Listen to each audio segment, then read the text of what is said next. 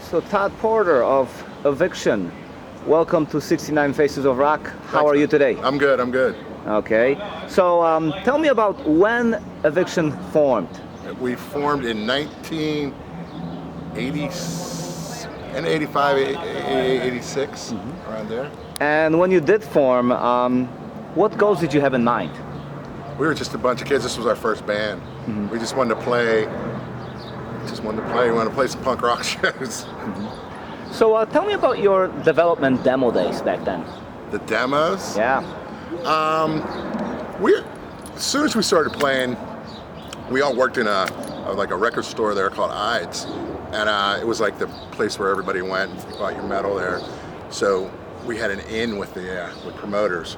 So we started playing these bigger shows and saved up money, and we were like, well, we could do a crappy demo, or let's go in the studio, maybe do like a half an hour well-produced demo. Well, back then it was well-produced.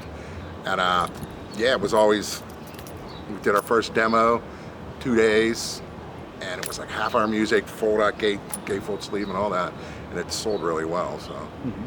So how long did it take before labels started kind of knocking on your door? After the second demo, we did first demo was Struggle with Society, then we did the same thing, we did a nice demo called Who Will Win, and once that caught on and started, we got good reviews. That's when the fanzine type was going on, you know, everybody had their fanzine and tape trading was really good. After the second one came out, we started getting positive reviews, and we had some label interest after that. How long did it take you to kind of establish yourself as a live band locally? Oh, that was right away. Our first show was opened up for Nuclear Assault. Wow, Yeah. that's pretty massive. Yeah. And what was the scene like back then? It was a great scene. It was just growing, so it was like a lot of us. I was from like the punk rock scene, and that's when all at once all the thrash kids started coming in. So it was like it just grew the scene huge. And in Pittsburgh, it was still like a small scene, but you would play like a local show and have like 100 to 200 people there, like on a Sunday night. And then after that, it just blew up. So how did Metal Blade take notice? I guess it was the whole demo thing. I guess the one guy that like reviewed us in one of these fanzines liked the band, and he started working for Metal Blade. And Would that be Marco? no, it wasn't Marco. Oh, okay. No, that back then it was Steve. Oh man, I just talked to him. Steve Ricardo. Okay. And yeah, there was a couple other labels they were looking at, and I guess Metal Blade had the best deal. So back in those days, what did Metal Blade offer you? I think we got like 10, 15 grand or something to record and do whatever we went with. Which for us, man, that was big bucks. That's right. And what do you remember from the recording process? It was cool because we always worked with the same people, but the studio we originally used to go to actually expanded, so they had this really nice huge room, and so that was cool. It felt like rock stars, I guess. Yeah. So in 1990, The World Is Hours Away came out. Yeah. You want to show the record? Because we have it here with us, right? This is kind of what that looks like, right? And how did the album do for you? I guess it did all right. Metal, what happened, it was delayed like 3 or 4 times before it came out. And by the time it came out, everybody that was working for us were all gone. So they weren't at the label anymore. So we got put on the back burner, I guess. So we were supposed to play like CMJ Festival. We were all scheduled to do that. And then once they canceled on us on that, it was bad. So with all these people gone, what promotion was done? They did a couple magazine prints, and that's about it. Yeah, it was bad. Were you able to do any touring for that album? We did a couple of East Coast things, and the same thing. They would hook us up with people, and then that would fall through. You know what I mean? So, like, yeah, we'll get your booking agent. We'll get your booking agent. That never worked. It seems like you guys had a lot of bad luck. Yeah. So at this point, what happened to your relationship with Metal Blade? because there It was totally no follow-up. disintegrated, yeah. Okay. I guess the rest of the band went up to New York anyways just to hang out, check out, with support and everything. And they met Slagle, and he was not very friendly with them, so it was kind of weird. Sorry to hear that happen. Yeah, it sucked. But you went on. In 1993, you did another demo, Think Tank. Yeah, but we broke up after that came out. But We broke up. They really, broke up. tell me about that. I guess it was suggested to the band that if they wanted to do anything, they should get a different singer. So it's kind of sacked. And I think they went on for like maybe a year and a half.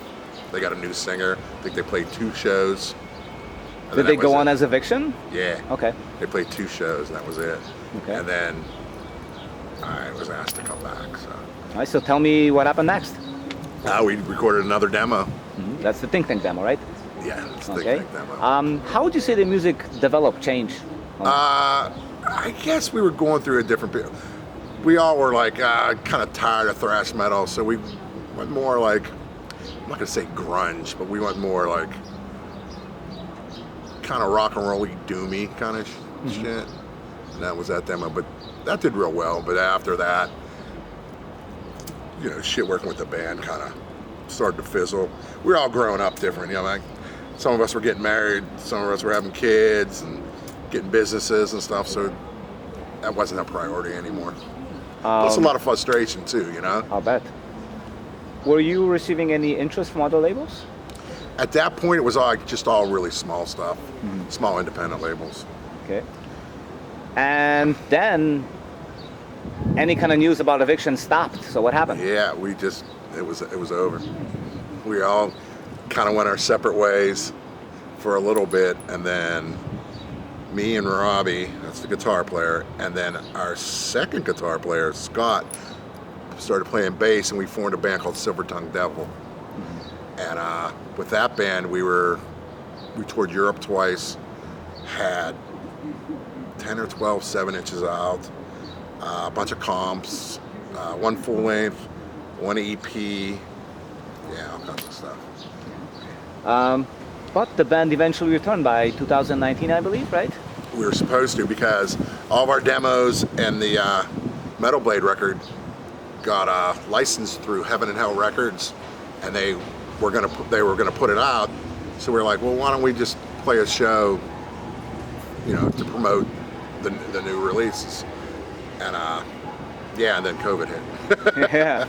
I think around the same time you have your demo officially released. Can you maybe show the CD that involves those two and tell me more about this? This is Struggle with Society and Who Will Win. It's on one demo. I mean, it's on one CD. Yep. And this CD has our 3rd demo on it. Okay. So, but this was released on vinyl too. Yeah. That's another thing. Metal Blade swore up and down they had nothing. They never put us out on vinyl. And we all worked in a record store, and we had it in our hand, and we're like, dude, oh no, we didn't put that out on vinyl. And they did. Wow. At this point, do you have all the rights to your music? I think we do. Yeah. Will there be any new music? Or is there any new music? We were working on something.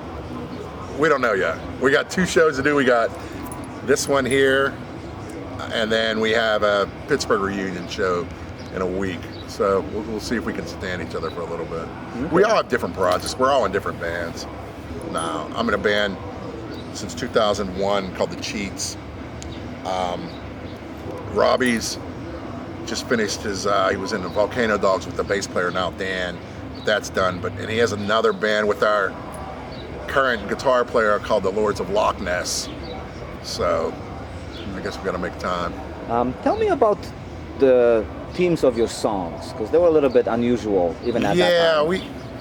Yeah, we always tried to deal with, I don't want to say political stuff. It was more just how the world was at the time. Just kind of more serious than, there was a couple weird songs on there, but it was mostly serious stuff. How did people react to that type of message? So it was mostly positive. Because we tried to do those sing-along choruses and shout-outs, so it was like, I don't know if half of them even knew what we were singing about. Probably not. They were just like, yeah, this is the chorus. Oh yeah, P-O-W, yeah. What would you say kept you going and coming back to Eviction? What's so special about this band? Because we're all friends. I mean, we've been friends. We've worked together for years. We always work in a record store, so it's like, and Robbie, I knew since we used to sneak into rock clubs underage, you know, like 17 years old and have fake IDs. So I mean, we're all friends, and we're all avid record collectors too. So we all hang out. So, I guess friends, you know. Thank you. Thank you.